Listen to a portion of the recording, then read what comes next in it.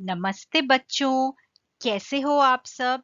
आज मेरे साथ ब्रूनो है और वो भी आपको नमस्ते बोलना चाहता है।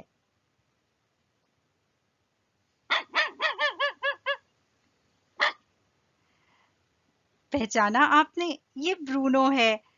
ब्रूनो कुछ बोल रहा है। क्या? क्या?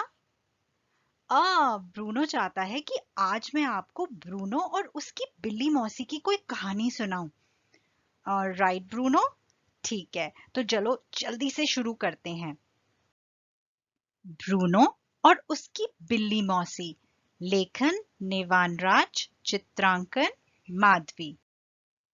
गुरुग्राम के हरे भरे पार्क में ब्रूनो नाम का एक कुत्ता रहता था। पार्क के पास एक कूड़ा घर था जहां जॉन, डॉन और रॉन नाम के 3 बदमाश कुत्ते रहते थे। ब्रूनो बहुत मेहनती था। वह अपने लिए रोज अच्छा अच्छा खाना ढूंढ कर लाता, पर जॉन, डॉन और रॉन तीनों खा जाते। बहुत बार उसने अपना खाना छिपाने की कोशिश की, पर सफल नहीं हुआ। ब्रूनो बहुत परेशान हो गया। उसे पता था वह अकेले तीनों का मुकाबला नहीं कर सकता। उसने पार्क में रहने वाली बिल्ली मौसी से अपनी परेशानी बताई। बिल्ली मौसी ने कहा, परेशान मत हो, कल सुबह 5 बजे पीपल के पेड़ के नीचे मिलना।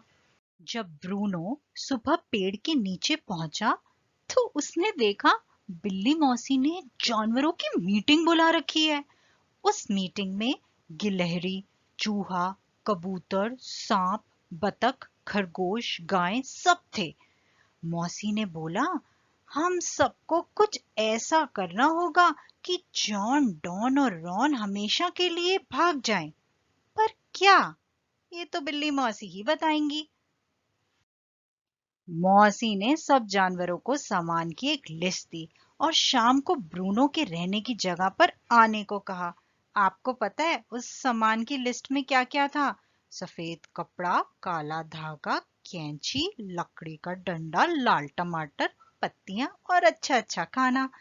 ब्रूनो समझ नहीं पा रहा था कि ये सब सामान किस लिए है, पर उसे बिल्ली मौसी पर पूरा विश्वास था। शाम 7 बजे सब जानवर सामान के साथ पहुंच गए।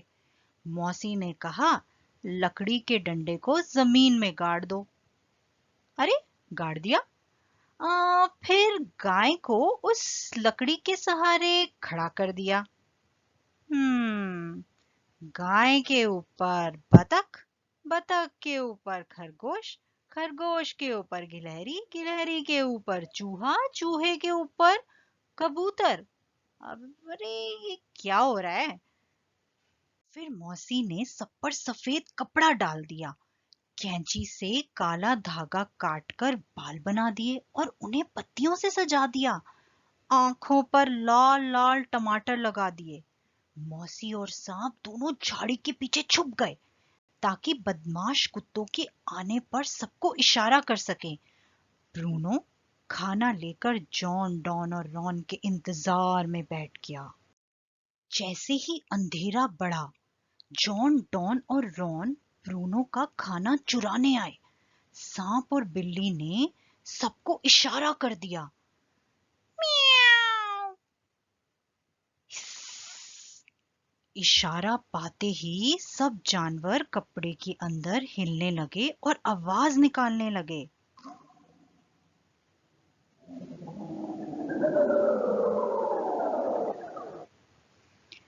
जॉन, डॉन और रॉन ये देखकर बहुत डर गए और दुम दबाकर भाग गए।